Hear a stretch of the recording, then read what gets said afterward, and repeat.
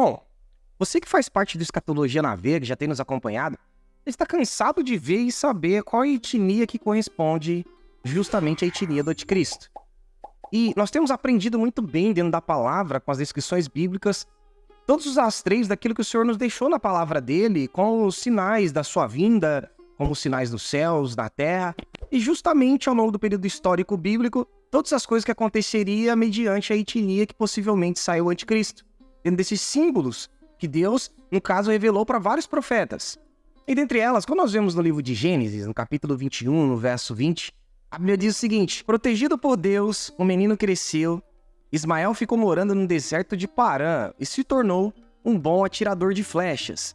Aí nós vemos que uma das características, um exemplo da genealogia e daqueles que descenderam de Ismael, né, que foi, no caso, o primeiro filho de Abraão, que foi expulso, né, através de Agar e tudo mais, e Deus então faz uma promessa para eles e começa a descrever como que aquela etnia acabaria reagindo, mediante o período histórico bíblico. Então, quando ele diz que o menino seria um bom atirador de flechas, né, um bom caçador e atirador de flechas, isso está em Gênesis 21, 20. E também, como se não bastasse, nós também entendemos que quando Rebeca está ali grávida dos meninos, o Jacó e o Esaú, ela começa a indagar a Deus porque os meninos estavam como se estivessem tendo uma briga dentro da sua barriga, né? Então ela pergunta ao Senhor e o Senhor responde através de uma profecia a respeito das duas etnias que estaria dentro da sua barriga, né? Dizendo assim, lá em Gênesis 25, 23, a Bíblia diz o seguinte: e o Senhor lhe respondeu, 2 nações estão no seu ventre, 2 povos nascidos de você se dividirão, um povo será mais forte do que o outro, e o mais velho servirá ao mais moço. Aí nós vemos que dentro dessa parte da etnia, né, a Bíblia vem revelar que 2 povos sairiam no caso de Rebeca. 2 povos iam se dividir e que, no caso, o mais moço ia dominar sobre o mais velho. Ou seja, 2 etnias profeticamente sairiam, no caso, do ventre de Rebeca, seriam filhos de Isaac, né, descendentes de Abraão. Então, no capítulo 25, no verso 27, a Bíblia diz o seguinte, a respeito desses meninos, a qual a Rebeca estava grávida, diz o seguinte: os meninos cresceram e Esaú gostava de viver no campo e se tornou um bom caçador. Jacó, pelo contrário, era um homem sossegado e gostava de ficar em casa. Aí nós vemos que tanto na etnia de Ismael, quanto na etnia, no caso do Esaú, eles acabaram se tornando bons caçadores, né? Tanto que agora a Bíblia vai nos revelar as características da etnia de Esaú, mas de Ismael já havia nos revelado que eles seriam os bons atiradores de flecha, né? E então, quando nós vemos que o primogênito, né, que era o Esaú, que tinha todo o direito de receber tudo aquilo que era do pai após a sua morte ou como herança, né? Tomar conta dos bens do pai, da sua maior propriedade e tudo mais, ou seja, das promessas a qual Deus havia encarregado de derramar sobre aquela nação. E então nós vemos que Esaú, ele acaba vendendo o direito dele de primogenitura, que era de receber a herança do pai, ele acaba vendendo aquilo por um prato de lentilhas, né? E diferentemente da lentilha que nós conhecemos aqui, o exemplo no Brasil, que é aquela lentilha mais esverdeada, naquela região do Oriente Médio, principalmente, no caso, biblicamente falando, dessa parte a lentilha tratada, no caso, ela não seria verde como nós temos aqui, mas ela seria vermelha. E não é à toa que quando o Esaú, ele vende seu direito de primogenitura por mão, a Bíblia diz que ele tem o seu nome trocado para Edom, né? E Edom justamente quer dizer vermelho, de acordo com aquilo que a Bíblia diz. Isso está escrito na própria palavra. E aí, quando agora Isaac, muito velho e cego, chega para abençoar os meninos, no caso o Esaú, para entregar o seu direito de primogenitura, sua bênção, nós vemos que, naquele momento, a Rebeca acaba montando um plano quando o Esaú sai para caçar. Ela chama Jacó, ela vai e faz um guisado, né? Faz uma comida ali pro pai, que no caso o Jacó chega entregando ali, enganando um pouco o pai, né? Dizendo que, na verdade, se fazendo se passar por Esaú. E agora o Isaac vai e entrega a bênção que era de Esaú, só que ele havia vendido por um direito de por um prato de lentilha, né? O seu direito de primogenitura, acaba entregando pro irmão. E naquele momento, Isaac abençoa exatamente assim, no caso, o Jacó. Vamos lá. No livro de Gênesis, capítulo 27, a partir do verso 27, a Bíblia diz o seguinte: a bênção que Jacó recebeu foi o seguinte: Isaac diz: Deus lhe dê do orvalho do céu e da exuberância da terra, fartura, trigo e vinho. Que os povos sirvam você e nações te reverenciem. Que você seja senhor dos seus irmãos e os filhos da sua mãe se curvem diante de você. Malditos sejam os que te amaldiçoarem e bendito seja os que te abençoarem. Aí nós vemos que essa bênção, que na verdade ela pertencia ao Esaú, só que como ele vende por direito de primogenitura, e agora então Jacó acaba enganando o pai e recebendo aquilo que na verdade era dele de direito, porque ele havia comprado esse direito aqui. E quando ele se refere esse orvalho que cai do céu, da exuberância da terra, tá falando justamente da terra que mana leite e mel, a qual Deus havia prometido nos passados para os seus pais, e agora eles vão passar a herdar essa herança, que no caso se referindo a respeito da terra de Jerusalém, né? E aquele conflito aqui no Oriente Médio, justamente a respeito dessas terras, é justamente por conta dessas profecias, que no caso literalmente pertencia à descendência do Esaú, só que agora ele vendeu por um prato de leitilha, ele vendeu seu direito de primogenitura. E aí agora o Esaú ele volta do campo, né? Ele faz um guisado pro pai, cozinha e chega para receber a sua bênção. Só que naquele momento o Isaac fala, mas eu já te abençoei. E aí a ficha cai e ele entende que na verdade Jacó havia enganado e recebido a bênção que era do irmão. Tecnicamente ele já havia vendido por um prato de leitilha. E aí ele pergunta, pai, mas não sobrou nada para mim? E então, no caso, o Isaac pega e pronuncia estas palavras a respeito, no caso de Esaú. Diz o seguinte, Gênesis 27, 39, e também verso 40, diz assim, então Isaac lhe disse, você viverá longe de terras boas, longe do orvalho que cai do céu, ou seja, longe de Jerusalém. Você viverá pela sua espada e será empregado do seu irmão, porém, quando você se revoltar, você vai se livrar dele. Ou seja, um dos grandes símbolos que tinha a respeito justamente da etnia que depois sucederia a respeito de Esaú, era justamente que eles viveriam longe de Jerusalém e que também ele viveria pela espada. Mas quando ele se revoltasse, ele ia se vingar no caso da etnia do irmão. E nós vamos entender quais são essas etnias a partir de agora. Através desse gráfico, nós entendemos um exemplo que a descendência de Abraão, então nós temos Abraão, que tem a Sara, né, como esposa. E aí, então nós vemos que naquele momento que Deus havia os prometido que daria um filho, né, que daria filhos a ele, como Sara já era velha e Abraão também, acreditando que não iria se cumprir da forma que Deus havia falado, acaba dando uma ajuda naquele momento, pedindo para que Abraão se deitasse com a sua concubina, no caso, Agar. Ele acaba fazendo aquilo que a esposa pediu e agora ele tem o seu primeiro filho, que era o Ismael, que no caso, como nós lemos anteriormente, que seria um bom caçador e atirador de flechas. E a etnia do Ismael, no caso, seria, hoje, aquilo que nós conhecemos os ismaelitas, é justamente os árabes, né? Porque a palavra árabe quer dizer mestiço, que é a raça. E os muçulmanos, que no caso seria a sua religião. E aí nós vemos que depois, então, ele tem o seu primeiro filho da promessa, que no caso, por isso que quando Deus pede para que Abraão sacrificasse seu filho, ele trata como se Isaac fosse o único filho. Tanto que ele fala, Abraão, dai-me o seu único filho, né? A quem tu tanto amas. Sendo que Abraão já tinha o Isaac. Porém, mas que entretanto, o filho da promessa, literalmente, ele apontava para Isaac, né?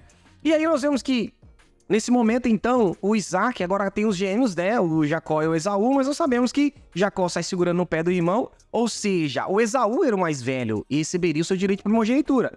Quando ele vende direito de primogenitura para, no caso, para o seu irmão, automaticamente aquele direito de primogenitura agora que ele vende por um prato de leitilha, ele acaba perdendo, cedendo isso para o seu irmão, e agora o seu nome é trocado para Edom, né? Que no caso, Edom quer dizer vermelho, né? Por isso, ele acaba gerando os edomitas e também a etnia dos amalequitas, que hoje também nós podemos considerar como os árabes, ok? Todas essas etnias agora são os árabes. E de Jacó, Deus então promete que depois tem o seu nome trocado para Israel, quando ele tem aquela luta, né? Praticamente com Deus ou com o anjo, como queiram chamar. E aí ele acaba agora gerando as 12 tribos, né? E dentro dessas 12 tribos sai a tribo de Judá, que são os judeus, e o Messias, que é o Cristo. Ou seja, a briga bíblica sempre foi através dessas etnias, entre Jacó e Esaú. A briga bíblica sempre foi através dessa promessa, né? Que Deus havia então dito que essa terra que mana leite e mel, que seria agora entregue para a descendência de Abraão, só que agora o primogênito que era da etnia que poderia surgir agora como árabes, acaba vendendo aquela terra por um prato de leitilha. Então Jacó toma parte dessa terra que hoje pertence aos judeus, literalmente. E essa briga sempre houve entre eles. Não é à toa que a própria palavra diz dentro dessa profecia que 2 etnias haveria entre eles ali, que eles iam se separar, se dividir, que o irmão mais velho viveria longe de terras boas, que é Jerusalém, mas quando ele se revoltasse pela espada, ele iria se vingar do irmão, que no caso agora teve a sua chamativa, né, com Edom, que quer dizer vermelho. E essas comparações bíblicas, esses símbolos, Deus reservou propositalmente dentro da palavra, e nós vemos que os cumprimentos proféticos têm se desenrolado de uma forma poderosa dentro desse requisito. E aí, como se não bastasse agora, nós vemos que quando a Bíblia se refere lá em Daniel, falando a respeito do anticristo, ou da etnia do anticristo, A Bíblia diz o seguinte: depois das 62 semanas, será cotado o Messias, falando a respeito de Jesus, que era da tribo de Judá, né? Ou seja, da descendência de Jacó. Mas não para si mesmo, falando da sua morte e ressurreição. E o povo do príncipe que há de vir destruirá a cidade e o santuário. Eu tô falando aqui o povo do príncipe que há de vir, né, dentro dessa referência, tá falando a respeito justamente da descendência do anticristo, né? O povo do príncipe que há de vir, que no caso seria a etnia do anticristo, que destruiria o santuário. Isso acontece no ano 70 depois de Cristo. Flávio Josefo nos revela, então, que a etnia que praticamente destruiu o templo no ano 70 depois de Cristo, de acordo com aquilo que Tito, né, César estava muito furioso porque eles estavam destruindo tudo, o templo e tudo mais, até os proibindo de fazer tal calamidade. E as etnias que estavam trabalhando naquela época para o Império Romano era justamente a quinta da Macedônia, que era da própria Judéia, da Síria era a 10ª Fretense, da Apolinares também, 15ª Apolinares, que também era da Síria, do Egito, 18ª do Egito, né? Da Síria também, a 3ª da Galácia, e da 12ª da Fulminata da Ásia Menor. Essas legiões que estavam trabalhando aquele dia para Tito, por isso estavam possessas de ódio dos judeus, né? Que no caso eram legiões de árabes, eram legiões de muçulmanos, né? Como nós podemos ver aqui, de acordo com o historiador Flávio Josefo, o exemplo disso. Ou seja, e quando a Bíblia nos aponta lá nos selos, né? Na abertura do primeiro, segundo selo, um exemplo, falando a respeito dos símbolos a qual viria ali no período da Grande Tribulação, nós vemos que a Bíblia diz o seguinte, lá em Apocalipse 6, a partir do verso 2, eu vi então, e eis que um cavalo branco, e o seu cavaleiro tinha um arco, e foi-lhe dado uma coroa, e ele saiu vencendo e para vencer. Ou seja, essa etnia que é o cavaleiro, no caso o cavalo branco que vem com seu cavaleiro, percebe que ele recebe um arco, que não por coincidência era justamente aquilo que a descendência de Ismael era expert, de acordo com aquilo que a Bíblia diz. Nós não ficamos com especulação, e sim sempre apontamos para esses símbolos bíblicos, porque a Bíblia conservou esses símbolos através das etnias. E não é à toa também que quando o segundo cavaleiro vem, que é o vermelho, ou seja, Edom, a Bíblia diz o seguinte, ó: depois o cordeiro quebrou o segundo selo, e ouvi o segundo ser vivo dizer, venha. Aí saiu outro cavalo, que era vermelho, ou seja, Edom. E o seu cavaleiro recebeu o poder de trazer guerra ao mundo, a fim de que as pessoas matassem uma das outras, e ele recebeu uma grande espada. E não é à toa que a etnia que nós vimos lá, quando o Jacó, né, acaba pegando a benção do irmão e depois Esaú chega para receber a benção do pai, ele diz justamente isso: você viverá longe de terras boas, que era justamente a respeito de Jerusalém, e ele viveria pela espada. E seria empregado do irmão, mas quando ele se revoltasse pela espada, ele iria se vingar e se revoltar contra o seu irmão. Ou seja, a etnia conservada, através até mesmo desses símbolos, né, do cavalo vermelho do Apocalipse, que vinha com uma grande espada, falando a respeito justamente da etnia, justamente do Esaú, que nós conhecemos agora como Edomitas, Amalequitas ou Ismaelitas, justamente são a etnia de árabes. E aí, como se não bastasse, agora nós chegamos então no tema mais principal aqui, através do vídeo que saiu há pouco tempo agora, a respeito do príncipe árabe, né? O Bin Salman fez um discurso que é muito interessante para a gente entender e conhecer a respeito daquilo que está por vir sobre a Terra e aquilo que é compatível de acordo com aquilo que a Bíblia diz. Vamos fazer a tradução aqui, o simultânea, a respeito desse vídeo, né? Em que o Bin Salman faz um grande discurso a respeito da expectativa dele, a respeito dos últimos dias do governo dos árabes sobre toda a humanidade. Vamos lá? Vamos fazer a tradução simultânea aqui agora, vem comigo. Eu penso que a nova Europa será o Oriente Médio.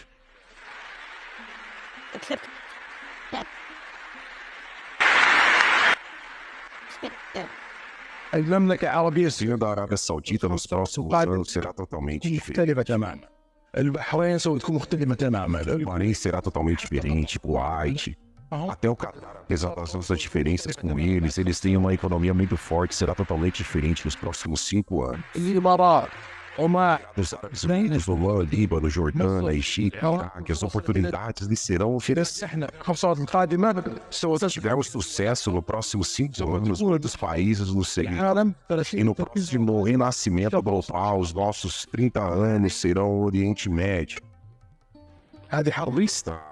Essa é a guerra do Saudita, que pessoalmente eu tomo e eu não quero morrer antes de ver o Oriente Médio na vanguarda.